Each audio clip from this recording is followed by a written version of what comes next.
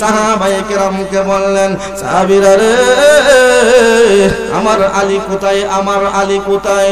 সাহাবায়ে কেরাম বলেন, ইয়া রাসূলুল্লাহ, ওগো নবীজি আপনার আলী অসুস্থ গো নবী।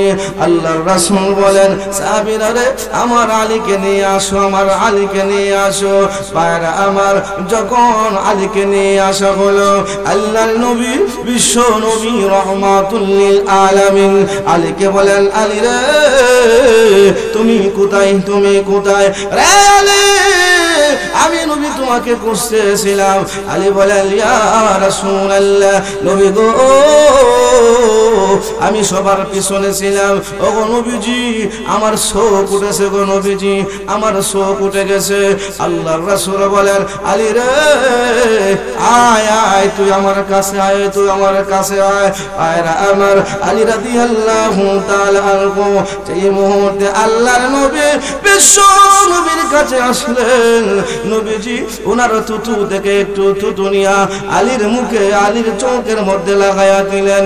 পায়রা আমার আল্লাহর নবীর চোখের, আল্লাহর নবীর থুতু মুবারক আলীর চোখে লাগাইতে দেরি হয়েছে, কিন্তু আলীর চোখ মুহূর্তের ভিতরে ভালো হতে দেরি নাই। আর জোরে কন্যা সুবহানাল্লাহ। আল্লাহর নবীর বিশ্ব নবী রহমাতুল লিল আলামিন ওনার থুতু যখন আলীর চোখের মধ্যে লাগায়া দিল, আলীর চোখ বালা হয়ে গেল। বাইরে আমার আল্লাহর নবী বিশ্ব নবীর থুতুর মধ্যে ছিল মেডিসিন। জোরে কোন কথা ঠিক কিনা? আর জোরে কোন কথা ঠিক কিনা? আমার আল্লাহ নবী বিশ্ব নবী রহমাতুল লিল আলামিনের থুতুর মধ্যে এমন মেডিসিন ছিল, এমন মেডিসিন, যেই মেডিসিন আজ পর্যন্ত কোনো বিজ্ঞান আবিষ্কার করতে পারে নাই, এমনকি কিয়ামত পর্যন্ত কোনো ডাক্তারও আবিষ্কার করতে পারবে। আর জোরে বললেন আমার পায়রা আল্লাহর নবী বিশ্ব নবীর থুতু মুবারক কেমন মেডিসিন ছিল। পায়রা আমার তাকায়া দেখেন, আমি আপনাদের সামনে বলি, হাদিস শরীফের মধ্যে এসেছে, এক ইহুদি কাটা হাত নিয়ে আসছে নবীর কাছে। কাটা হাত, কাটা হাত, ইহুদি কাটা হাত আঙ্গুলে ধরে ধরে বিশ্ব নবীর কাছে নিয়ে আসছে। আয়েশা বলতে শুরু করেছে, মুহাম্মদ তুমি নাকি সত্য নবী, ও মুহাম্মদ তুমি যদি সত্য নবী হয়ে থাকো নেও কাটা হাত দিলাম, এই কাটা হাতটা জোড়া লাগায়া দাও। পায়রা আমার আল্লাহর নবী বিশ্ব নবী রহমাতুল লিল আলামিন ওই ইহুদির কাটা হাতটা নিলেন, জোড়ার মধ্যে লাগায়া দিলেন, বরাবর লাগায়া দিলেন। আর নবীর থুতু থেকে একটু থুতু মুবারক জোড়ার মধ্যে লাগায়া দিলেন। আল্লাহর নবীর থুতু লাগাইতে দেরি হয়েছে, কিন্তু ওই ইহুদির কাটা হাত জোড়া লাগতে দেরি হয় নাই। মাদ্রাসা ওয়াফা तूने तो हम तेरी है ए जहाँ चीज है किया लौह कलम तेरी है बलगल उला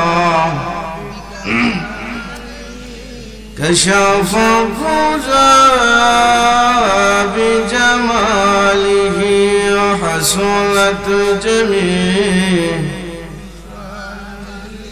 सल्लु ला इलाहा इल्लल्लाह।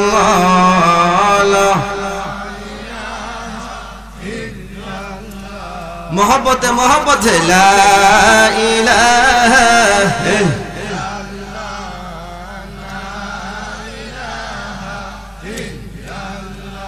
ला इलाहा इल्लल्लाह।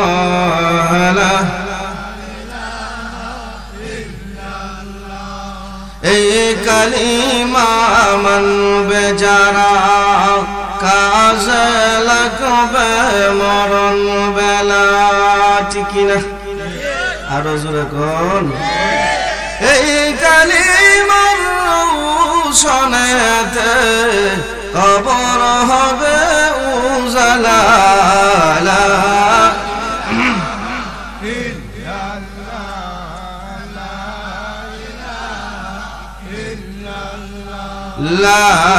ইলাহা ইল্লাল্লাহ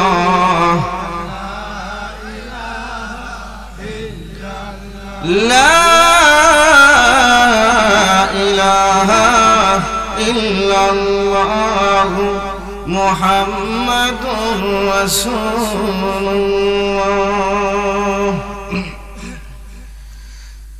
জাগরণ ইসলামী যুব সংঘ মাঝহাটি সোনাপুরের উদ্যোগে আয়োজিত আজকে ইসলামী মহাসম্মেলনে অত্যন্ত শ্রদ্ধেভাজন সভাপতি উপস্থিত সমবেত জাতির কান্ডারি উলামায়ে কেরাম, মুরব্বিয়ানে আযম, প্রাণপ্রিয় যুবক ভাইয়েরা, পর্দা নিশিতা আমার সম্মানিত মা ও বোনেরা, আগামুল হাকিমিন আল্লাহ রাব্বুল আলামিনের দরবারে অত্যন্ত শুকরিয়া আদায় করি, যিনি অত্যন্ত দয়া করে আজকের এই মাহফিলে যিনি আমাদেরকে আসার বসার তৌফিক দান করেছেন। এজন্য আমরা সবাই সেই মালিকের দরবারে অন্তরস্থল থেকে শুকরিয়া আদায় করি, সবাই বলি আলহামদুলিল্লাহ। আর জোরে বলেন আলহামদুলিল্লাহ। ভাইরা আমার, আপনারা তো অবশ্যই আমাকে চিনেন না, চিনেন না? হ্যাঁ, চিনার তো কথা। আপনাদের এখানে এই বছর এমন 5 বছর, কত বছর তো চিনার বাকি নাই, অনেকে নাও চিনতে পারে। যাই হোক, আপনাদের এই এলাকা তো আমার 5 বছর, হয়তো অনেকে জানেন না আমি কোন জায়গা থাকি। বর্তমান আছি হরিপতনগর কেন্দ্রীয় মসজিদ। আমি আপনাদের সামনে পবিত্র কোরআনুল কারীম থেকে ছোট্ট একটা আয়াতে কালিমা তেলাওয়াত করছি। এই আয়াতকে সামনে রেখে কিছু আলোচনা করার আশা করছি। আল্লাহ যেন আমাকে ইখলাসের সহিত বলার, আমরা যারা শুনবো আল্লাহ যেন প্রত্যেকের আমল করার তৌফিক দান করেন। সবাই বলেন আমিন। ভাইরা আমার, আমরা প্রত্যেকে চাই কেমনে আল্লাহকে পাইতে, পাওয়ার আশায়, যদি কোন কথা ঠিক কিনা। ইমানদার যারা, প্রত্যেক ইমানদারের দাবি হলো যদি আল্লাহকে একটাবার দেখতে পারে, ঠিক কিনা বেঠিক? কারণ ইমানদার কেমনে আল্লাহকে পাওয়া যায়, যার জন্য নামাজ পড়ে আল্লাহর হুকুমগুলো পালন করে, একমাত্র কাকে সন্তুষ্টি করার জন্য? আল্লাহকে সন্তুষ্টি করার জন্য। আল্লাহ রাব্বুল আলামিনকে যদি আমি দেখতাম চাই, তাহলে আমাদের কিছু কাজ আছে। যদি আমরা এই কাজগুলা করি, তাহলে অবশ্যই ইনশাআল্লাহ আল্লাহকে এই দুনিয়াতে দেখতে পারবো না, কিন্তু জান্নাতের ভিতরে দেখতে পারবো। এখন আসেন, এই আলোচনা যাওয়ার আগে আমাদের বুঝতে হবে, আল্লাহ রাব্বুল আলামিন বলেন পরকালে দল হবে 2টা। কয়টা দল হবে ভাই? জোরে কোন না, কয়টা? আল্লাহ বলেন ফারিকুন ফিল জান্নাতি ওয়া ফারিকুন ফিস সাঈর।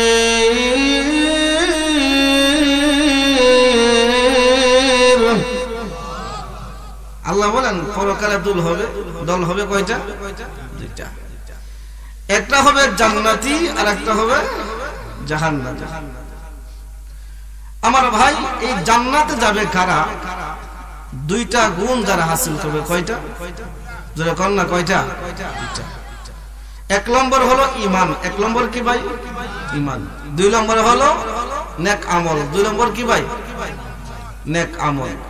মহান আল্লাহ পবিত্র কোরআনুল কারীমের ভিতরে বিভিন্ন আয়াতে দেখা যায়, ঈমান আনার উপরে যারা নেক আমল করে আল্লাহ তাদেরকে জান্নাতের ঘোষণা দিয়েছেন। সুবহানাল্লাহ। আল্লাহ বলেন ইন্নাল্লাযীনা আমানু ওয়া আমিলুস সালিহাত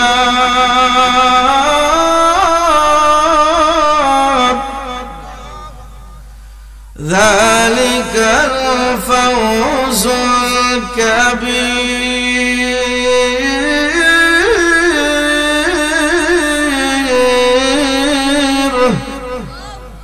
আল্লাহ বলেন ইন্নাল্লাযিনা আমানু, নিশ্চয় যারা ঈমান আনয়ন করেছে, ওয়া আমিলাস সলিহা, ঈমান আনার পরে যারা নেক আমল করে, আল্লাহ বলেন আমি আল্লাহ তাদের জন্য এমন জান্নাত রেখেছি যে জান্নাতের তল দেশে থাকবে নহর সমূহ প্রবাহিত। নহর, দুধের নহর, শরবতের নহর, মধুর নহর। আল্লাহু আকবার বলেন। আমার বাবা, আল্লাহ রাব্বুল আলামিন বলেন যারা ঈমান আনয়ন করবে, ঈমান আনার পরে বলেন আল্লাহ রাব্বুল আলামিন বলেন ঈমান আনার পরে যারা নেক আমল করবে, আমার মহান আল্লাহ রাব্বুল আলামিন তাদেরকে এমন জান্নাত দিবেন যেই জান্নাতের তল দেশে থাকবে নহর সমূহ প্রবাহিত। আমার বারা শুধু নহর থাকবে তাই নয়, আল্লাহর নবী বিশ্ব নবী বলেন উম্মতেরা রে, শুধু নহর প্রবাহিত থাকবে তাই নয়, ও আমার উম্মতেরা, এই নহর সমূহের মধ্যে থাকবে লম্বা লম্বা গার বিশিষ্ট পাখি। সুবহানাল্লাহ। আল্লাহ নবী বিশ্ব নবীর সাহাবী আবু বকর সিদ্দিক রাদিয়াল্লাহু তাআলা আনহু বলেন, ইয়া রাসূলুল্লাহ, ওয়া নবীজি, মনে হয় এই পাখিগুলা দেখতে খুব সুন্দর হবে। এমনিতে আল্লাহর নবী বিশ্ব নবী রহমাতুল লিল আলামিন বলেন, আবু বকর, এই পাখিগুলা শুধু দেখতে সুন্দর হবে তাই নয় রে আবু বকর, তুমি শোনো, এই পাখিগুলা খাইতে হবে সুস্বাদু। আমার বারা এমন জান্নাত, এক নম্বর হলো ঈমান। এক নম্বর কি? ঈমান আনার পরে দুই নম্বর হলো নেক আমল যারা করবে, আমলে সালেহ নেক আমল যারা করবে, আমার মহান আল্লাহ রাব্বুল আলামিন তাদেরকে এমন জান্নাত দান করবেন, এমন কি জান্নাতের এমন নিয়ামত দান করবেন। আমার বাবা এখন আসেন, শুধু তাই নয়, তাকায় দেখেন জান্নাতি জান্নাতের ভিতরে আরাম করতে থাকবে, আরাম করতে থাকবে। জান্নাতি জান্নাতের ভিতরে আরাম করবে, হঠাৎ করে তাকায় দেখবে তার মাথার উপর দিয়ে একটা পাখি যাইতেছে উড়াল দিয়ে। জান্নাতি ব্যক্তি মনে মনে আকাঙ্ক্ষা পেশ করবে, হায় রে এই পাখিটা যদি খাইতে পারতাম। আল্লাহর নবী বিশ্ব নবী বলেন জান্নাতি ব্যক্তি আকাঙ্ক্ষা করতে দেরি হবে, কিন্তু ওই পাখিটা বুনা হইয়ে কাবাব হইয়া তার সামনে আসতে দেরি হবে না।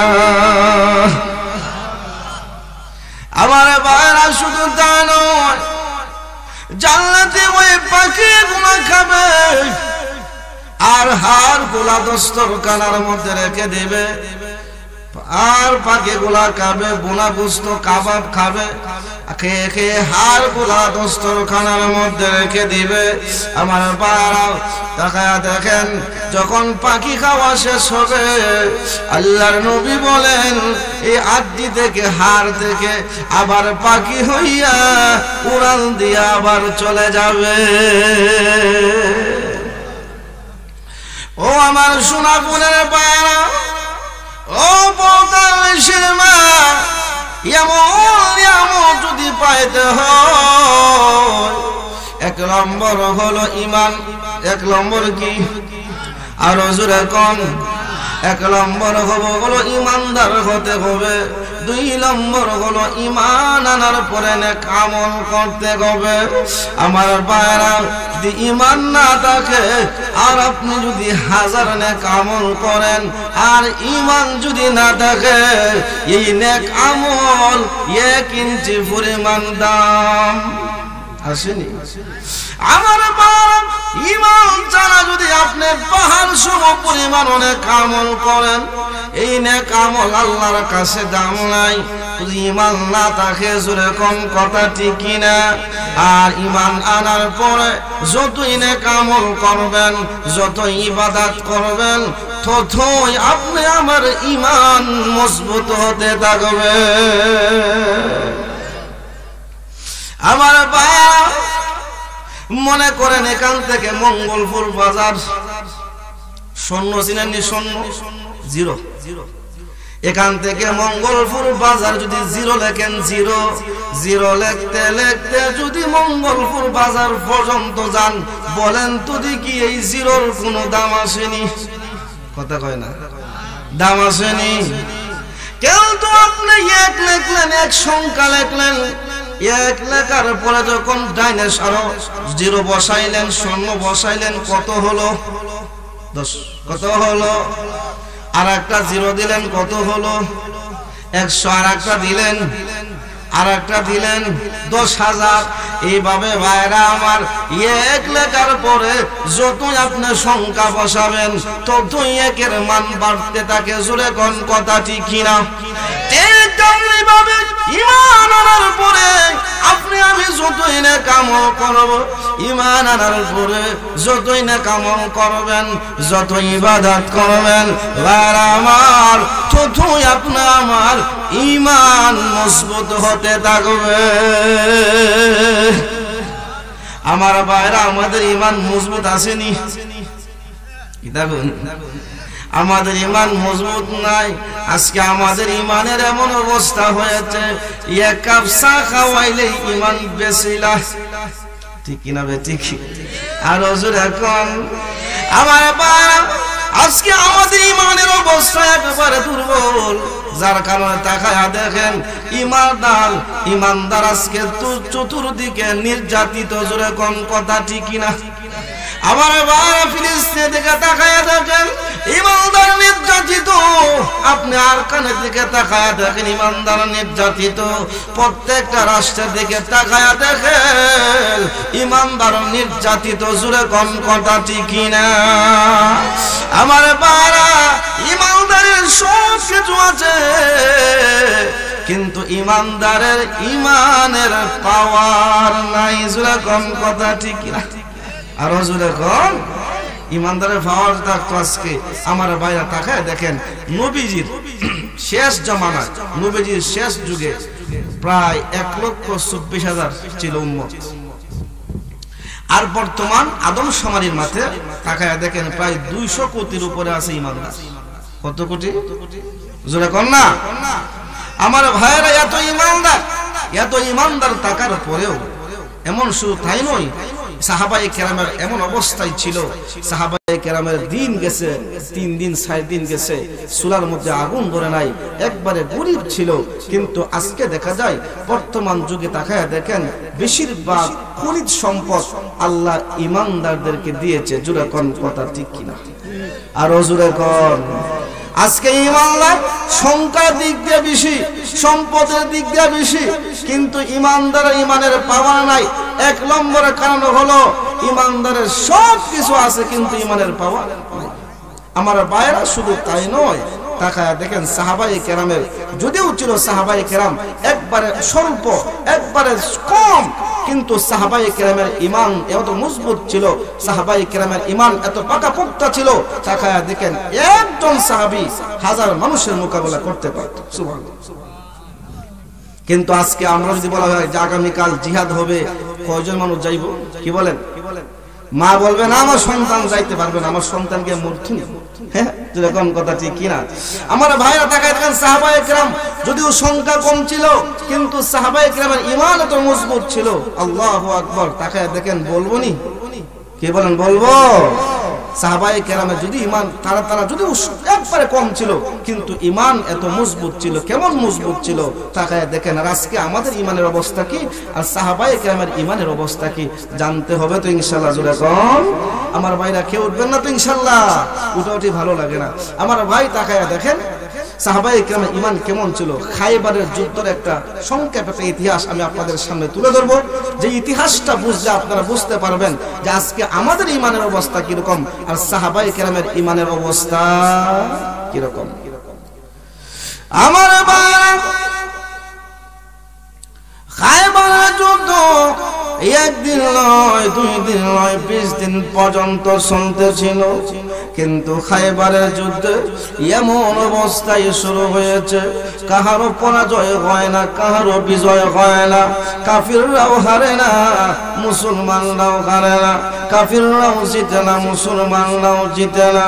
এমন অবস্থার মধ্যে আল্লাহর নবী, বিশ্ব নবী রহমাতুল লিল আলামিন সাহাবায়ে কেরামকে বললেন, সাহাবীরা রে, আগামীকাল এমন এক ব্যক্তির হাতে ইসলামের ঝান্ডা দেওয়া হবে।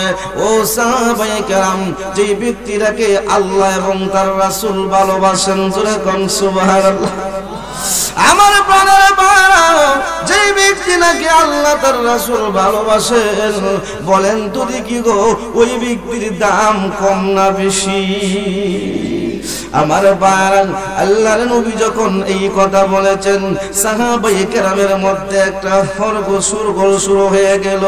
না জানি ওই ব্যক্তিটা কে হবে রে, যাকে আল্লাহ এবং তার রাসূল ভালোবাসেন। ভাইরা আমার, সাহাবায়ে কেরামের মনে, প্রত্যেকের মনে মনে এই ধারণা, ওই ব্যক্তি যদি আমি হতে পারতাম। আল্লাহর নবী, বিশ্ব নবী রহমাতুল লিল আলামিনের অভ্যাস ছিল, নবীজি ফজরের নামাজের পরে সাহাবায়ে কেরামের সামনে মুখ করে বসতেন, যার কারণে আপনাদের ঈমান সাব বসে কিনা না। ফজরের নামাজের পরে যখন বিশ্ব নবী রহমাতুল লিল আলামিনের অভ্যাস ছিল, নবীজির অভ্যাস ছিল, ফজরের নামাজের পরে নবীজি সাহাবায়ে কেরামের সামনে রুক করে বসতেন।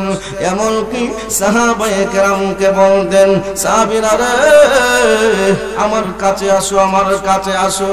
ভাইরা আমার, সাহাবায়ে কেরামকে দেখে কাছে আনতেন। এমনকি আল্লাহর নবী সাহাবায়ে কেরামকে তালিম দিতেন, বিভিন্ন বিষয় জিজ্ঞাসা করতেন, স্বপ্নের তাবির বলতেন। আমার ভাইরা, ওই দিন দেখা গেল আল্লাহর নবী, বিশ্ব নবী রহমাতুল লিল আলামিন ফজরের নামাজের পরে সাহাবায়ে কেরামের সামনে রুক করে বসছেন। কিন্তু আল্লাহর নবী কোন সাহাবায়ে কেরামকে ডাকলেন না কাছে আসার জন্য। সমস্ত সাহাবায়ে কেরাম নবীর কাছে আসতেছেন।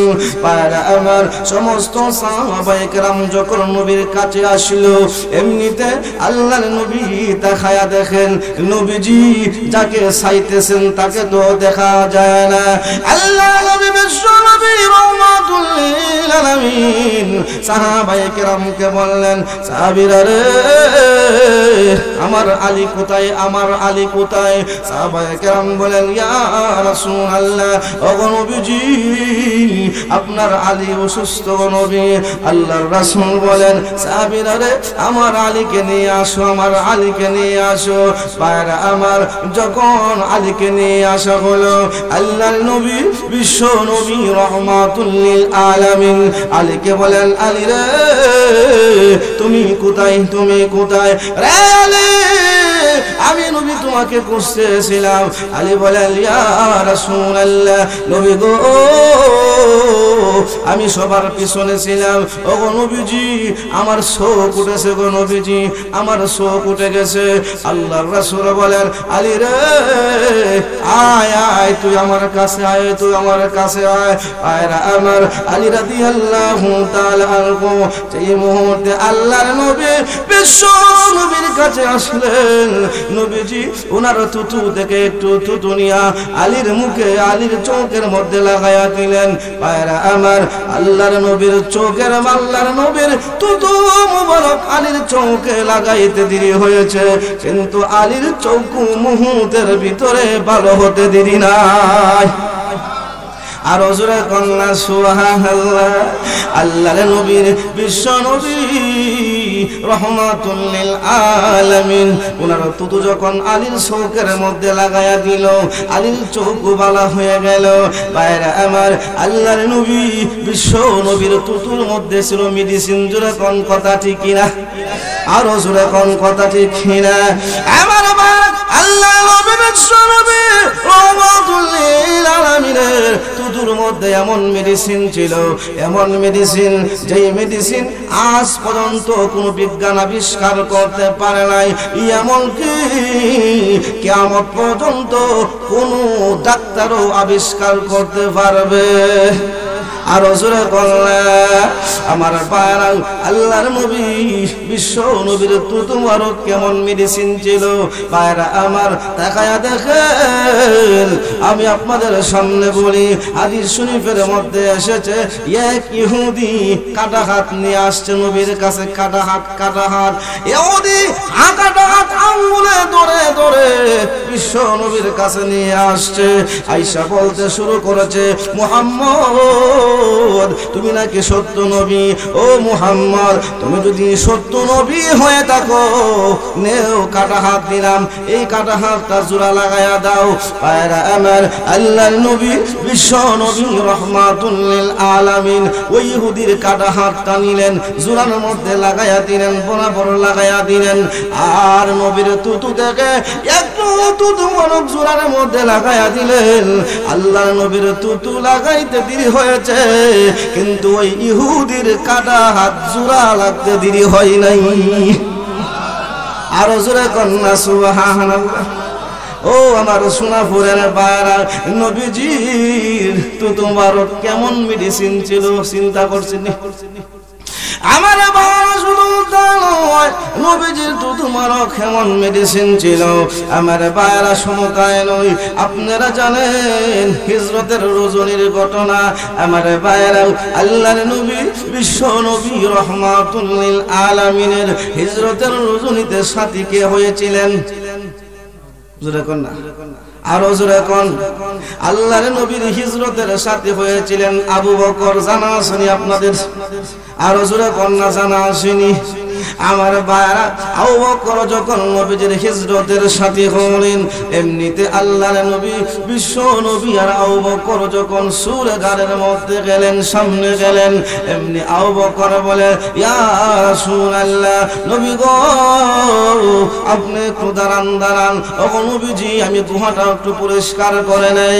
আল্লাহর নবী বিশ্ব নবী রহমাতুল লিল আলামিনের সাহাবী আবু বকর যখন সূরাগারের মধ্যে ঢুকলেন, এমনিতে আবু বকর তাকায়া দেখে এই গারের সুরের মধ্যে ছিদ্র দেখা যায়, বিভিন্ন ছিদ্র। ভাইরা আমার আবু বকরের শরীরে চাদর ছিল, চাদর, ওই চাদর গুলা ছিঁড়ে ছিদ্রগুলা উনি ডিফা দিতে শুরু করেছেন। আমার ভাইরা ছিদ্রগুলা ডিফা দিয়া শেষ, কিন্তু আবু বকরের চাদরও শেষ, কিন্তু একটা ছিদ্র বাকি রয়েছে, একটা ছিদ্র। ভাইরা আমার আবু বকর এই গারের সুরের ভিতরে তিনি বসে পড়লেন, আর একটা পা রাখলেন এই ছিদ্রের মধ্যে। আল্লাহর নবীকে ডাক দিলেন, ইয়া রাসূলুল্লাহ, ও নবীজি আসেন, গারের সুরের ভিতরে আসেন। আল্লাহর নবী যখন গারের সুরের ভিতরে গেল, এমনিতে আল্লাহর নবী বিশ্ব নবী রহমাতুল লিল আলামিন নবীজি আবু বকরের উরুর উপর মাথা রেখে নবীজি ঘুমায়া গেল। আমার বারা শুধু তাই নয়, নবীজি ঘুমায়া গেছেন। আমার বায়রা আর ওই দিকে আবু বকর একটা ছিদ্রের মধ্যে টিপা দিয়া রাখছেন। আমার বায়রা ওই গুহার ভিতরে একটা সাপ ছিল। ওই সাপটা একদিন নয়, 2 দিন নয়, প্রায় 500 বছরের উপরে এই গুহার ভিতরে অবস্থান করেছে, একটা নজর আল্লাহর নবীকে দেখার জন্যে। আমার বাবা আল বেদায়া বললে হায়ার মধ্যে লেখেন আল্লাহর নবী ঈসা রূহুল্লাহ একদিন বলেছিল যে আল্লাহর নবী রহমাতুল লিল আলামিন হিজরতের সময় এই গার সুরের মধ্যে অবস্থান নেবে। আর ওই কথাটা একটা সাপ শুনেছিল। ওই সাপটা একদিন নয়, 2 দিন নয়, প্রায় 500 বছর উপরে খাইয়া না খাইয়া এই গার সুরের ভিতরে ছিল। কারণ হলো আল্লাহর নবীর নুরানি চেহারাটা একটা নজর দেখার জন্যে। ও আমার বাবা, নবীর নুরানি চেহারা এক নজর দেখার জন্য আমার বাইরা তাকায়া দেখেন। ওই যখন আল্লাহর নবী ঘুমায়া গেছেন আর আবু বকর যখন ফাদিয়া রাখছেন একটা ছিদ্রের মধ্যে, আর ওই ছিদ্র দিয়া একটা সাপ যখন অন্যান্য ছিদ্র দিয়া ঢুকতে চায় সে দিফা লাগানো, লাস্ট পর্যায়ে আবু বকর যে ফার মধ্যে রেখেছে, যে ছিদ্রের মধ্যে ফা রেখেছেন, এই ছিদ্র দিয়া সাপটা বারবার আসতে চায়, কিন্তু আবু বকরের ফাওয়ের কারণে আসতে পারে না। সাপের ভীষণ রাগ উঠলো। রাগ উঠার সাথে সাথে সাপটা আবু বকরের পায়ের মধ্যে দংশন করে দিল। আমার বাবা যখন সাপ আবু বকরের পায়ের মধ্যে দংশন করে দিয়েছে, এমনিতেই আবু বকরের চেহারাটা একবারে নীলবর্ণর হয়ে গেছে। আবু বকরের অজান্তে 2 ফোঁটা চোখের পানি বিশ্ব নবীর নুরানি চেহারার মধ্যে পড়ে গেছে।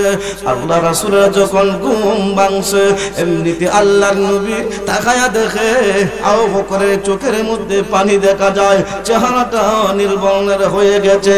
আল্লাহ নবী বিশ্ব নবী রহমাতুল লিল আলামিন বলেন, আবু বকর তোমার এই অবস্থা কেন?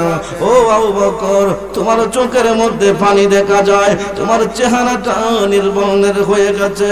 আবু বকর বলেন, ইয়া রাসূলুল্লাহ, নবী গো, আমাকে সাপে দংশন করেছে গো নবী।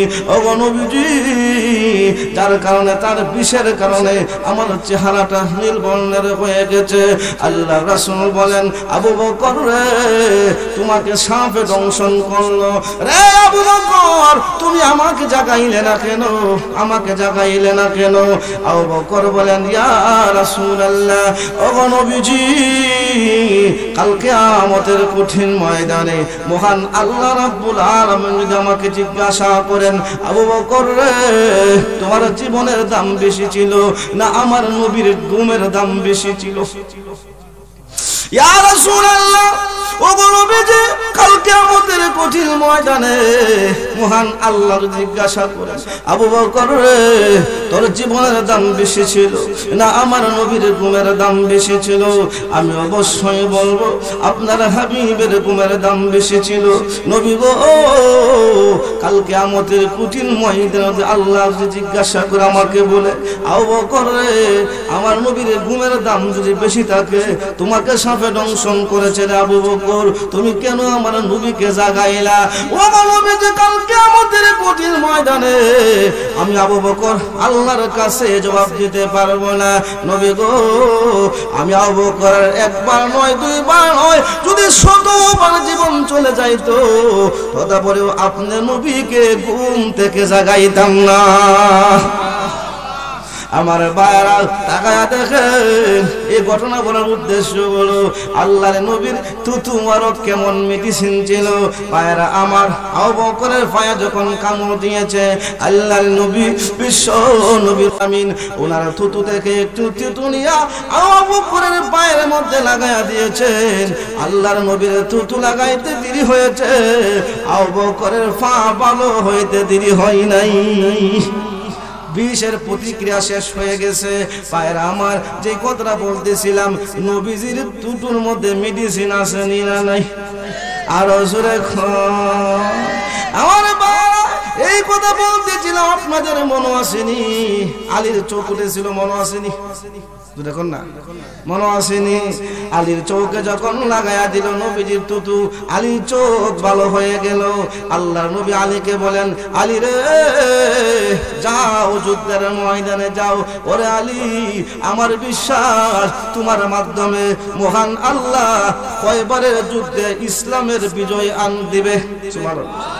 ও আলী যাও, আমার বিশ্বাস মহান আল্লাহ তোমার মাধ্যমে ইসলামের বিজয় হবে, খয়বারের যুদ্ধ বিজয় হবে।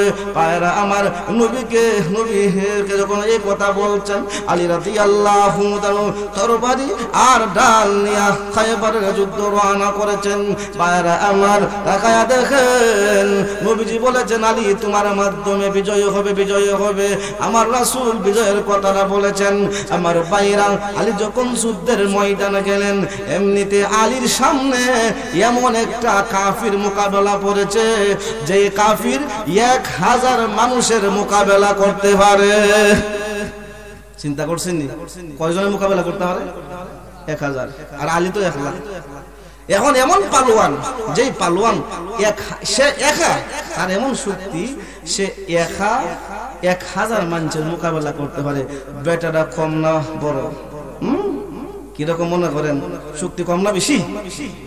এমনি ওই ব্যক্তি বলেন, কাফির বলে, আলী শোনো, তোমার বাবার সাথে আমার খুব সম্পর্ক ছিল, সেই সুবিধাতে তুমি আমার ভাতিজা ওয়াকালে জীবনটা নষ্ট করে না। তুমি তো জানো যে আমি 1000 মানুষের মোকাবেলা করতে পারি। ও আলী, তুমি আমার সামনে থেকে চলে যাও। আলী রাদিয়াল্লাহু বলেন, আমি তো যাওয়ার জন্য আসি নাই। সুবহানাল্লাহ, আমি তো যাওয়ার জন্য আসি নাই, আমি এসেছি বিজয় নেওয়ার জন্য। কারণ আমার রাসূল বলেছে আমার মাধ্যমে খায়বারের যুদ্ধ বিজয় হবে। 1000 মোকাবেলা। আলীর কথা শুনিয়া তার শরীর এমন জাল উঠছে, মহিষ লাগালে দিলে আসছে জাল। হ্যাঁ, কথাটা কিতা করে দেখছেন? হ্যাঁ, বিজয় নেওয়ার জন্য আছে। হ্যাঁ আলী, বিজয় নেব, ঠিক আছে, আঘাত চালাও, তরবারি চালাও। আলী বলেন, শোনো, মুসলমানরা কোনদিন অন্যায় ভাবে কাউকে আগে আক্রমণ করতে জানে? জোরে কোন না? আমরা কওমি মাদ্রাসার সন্তান হিসেবে বলতে পারি, আমরা উলামায়ে কেরাম, আমরা কাহার গায়ে এমনিতে আঘাত করি না। জোরে কোন কথা ঠিক না? কারণ এটা আমাদেরকে ইসলাম শিক্ষা দেয় নাই। অন্যায় ভাবে কাহারও গায়ে আমরা আগে আঘাত করি না। কথা ঠিক কিনা? আলী বলেন, না, আমরা আমি আগে আঘাত করি, তুমি আগে আঘাত করো। আমার ভাইরা, ওই কাফের যখন আলীকে যখন তরবারি দিয়ে আঘাত করেছে, আলীর ডালটা 2 খণ্ডিত হইয়া সামান্য কপালে যে চামড়া কাটছে, শেষ তার বিষয়, তার শেষ। আলী বলেন, এখন হলো আমার পালা, এখন বুঝবা যে আল্লাহর বাগের যে কেমন আক্রমণ, এখন বুঝবা।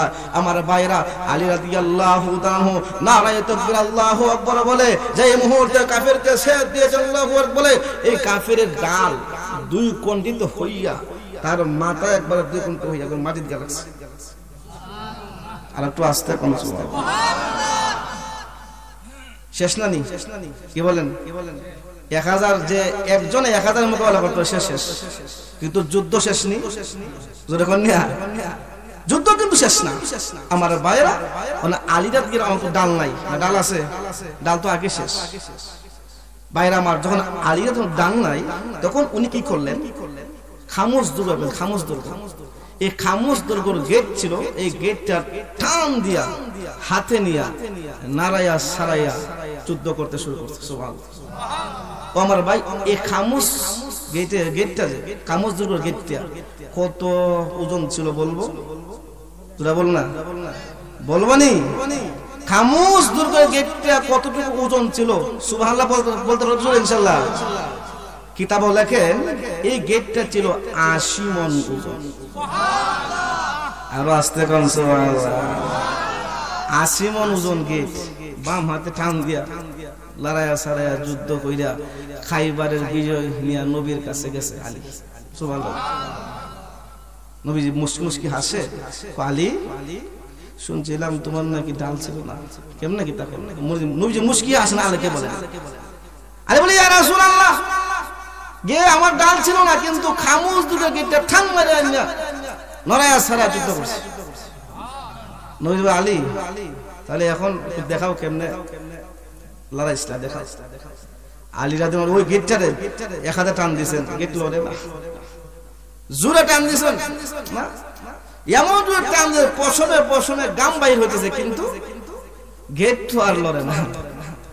আল্লাহর নবী, বিশ্ব নবী, রাহমাতুল লিল আলামিন বলেন, রে আলী তুমি আসলে যাও না, আলী রে তুমি যখন নারায়ে তাকবীর আল্লাহু আকবার বলে ইমানের তেজে তেজিয়ান হয়ে, আলী রে তুমি যখন ওই গেটটা টান দিয়েছিলে রে আলী, ওরে আলী তুমি জানো না তোমার হাতের নিচে মহান আল্লাহর কুদরতি হাত ছিল।